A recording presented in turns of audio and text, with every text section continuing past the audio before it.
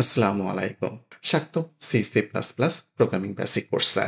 এই কোর্সে আপনি ধাপে ধাপে শিখবেন C C plus plus programming, memory management, pointer, data structure সহ সি প্রায় সব আধুনিক প্রোগ্রামিং ভাষার মূল ভিত্তি। Java, Python, C plus plus, C sharp ইত্যাদি অনেকটাই সি এর ধারণার উপর নির্মিত। সি সি প্লাস প্লাস শেখার মাধ্যমে আপনি কম্পিউটারের ভিতর কাজ বুঝতে পারবেন এবং কোডিং, ইন্টারভিউ ও সমস্যা সমাধানে আরো দক্ষ হবেন। এটা আমাদের পূর্বের টিউটোরিয়ালের ধারাবাহিক অংশ। যারা এখনো আগের ভিডিওটি দেখেননি তাদের প্রতি অনুরোধ, পূর্বের ভিডিওটি আগে দেখে নিন, তাহলে এই অংশটি আরো ভালোভাবে বুঝতে পারবেন।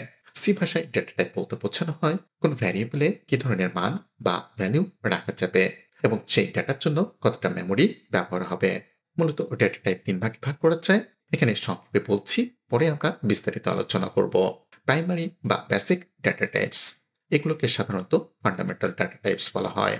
যেমন ইন্ট পূর্ণ সংখ্যা বা ইন্টিজার সংরক্ষণে ব্যবহার হয়, ফ্লট ভগ্নাংশ সংখ্যা বা ডেসিমাল নাম্বার সংরক্ষণে ব্যবহার হয়, ডাবল বড় ভগ্নাংশ সংখ্যা সংরক্ষণে ব্যবহার হয় যা ফ্লটে দ্বিগুণ মেমোরি নেয়, ক্যার এক অক্ষর বা সিঙ্গেল ক্যারেক্টার সংরক্ষণে ব্যবহার হয়, ভয়েড কোনো মান রিটার্ন করে না, যেমন ফাংশনের ক্ষেত্রে।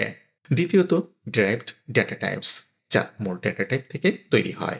অ্যারে একই ধরনের অনেকগুলো মান সংরক্ষণের জন্য, পয়েন্টার অন্য ভ্যারিয়েবলের অ্যাড্রেস সংরক্ষণে ব্যবহার হয়, স্ট্রাক্ট বা স্ট্রাকচার বিভিন্ন ধরনের ডেটা একত্রে সংরক্ষণের জন্য, ইউনিয়ন একই জায়গায় একাধিক ডেটা টাইপ সংরক্ষণের জন্য কিন্তু একবারে কেবল একটি মান থাকে, ফাংশন কোড ব্লক যা নির্দিষ্ট কাজ সম্পন্ন করে। তৃতীয়ত user defined data types, programmer নিচে যে ডেটা টাইপ তৈরি করে, টাইপ টেপ নতুন নাম দিয়ে ডেটা টাইপ ডিফাইন করা যায়, এনাম বা এনুমারেশন নাম দিয়ে সংখ্যা ডিফাইন করা হয়। সুতরাং সি ভাষায় অনেক ধরনের ডেটা টাইপস আছে, তবে এগুলো আলাদাভাবে মুখস্থ করার কোনো দরকার নেই। আসলে সব ডেটা টাইপ মনে রাখারও দরকার নেই। কোড করতে করতে আমরা সবকিছু মনে রাখতে পারবো ইনশাল্লাহ। ডেটা টাইপ আসলে কি? ডেটা টাইপ বলে দেয় আপনি মেমোরিতে কি ধরনের ডেটা সংরক্ষণ করছে এবং সেটি কতটুকু মেমোরি ব্যবহার করবে। যেমন আমরা যখন একটি পেন ড্রাইভ কিনি সেটা 16 গিগাবাইট বা 32 গিগাবাইট লেখা থাকে, তেমনি আমাদের ক্যারেক্টার টাইপ ডেটা মেমোরিতে নেয় মাত্র 1 বাইট, ইন্টিজার টাইপ ডেটা মেমোরিতে নেয় 2 বাইট, ফ্লোট টাইপ ডেটা মেমোরিতে নেয় 4 বাইট। এখন যারা অন্য ভাষা শিখে সি শিখতে এসেছেন তারা একটু অবাক হবেন, কারণ সি ভাষায় স্ট্রিং ডেটা টাইপ নেই। এমনকি সি ভাষার প্রথম দিকের সংস্করণে এনসিসি C90-তে কোনো Boolean true false data type ছিল না। তখন সাধারণত ইন্ট ব্যবহার করে বুলিয়ান মান প্রকাশ করা হতো। তবে C99 স্ট্যান্ডার্ড থেকে বুলিয়ান যোগ হয়। কেন সিতে বুলিয়ান এবং স্ট্রিং ডেটা টাইপ নেই? কারণ সি এসেছে অনেক আগে, 1970-র দশকে। তারপর এসেছে সি প্লাস প্লাস, তারপর জাভা স্ক্রিপ্ট। তাই সি হলো অনেক পুরনো ভাষা, এজন্য অবজেক্ট আর ক্লাসের মতো অনেক বিষয় এতে নেই।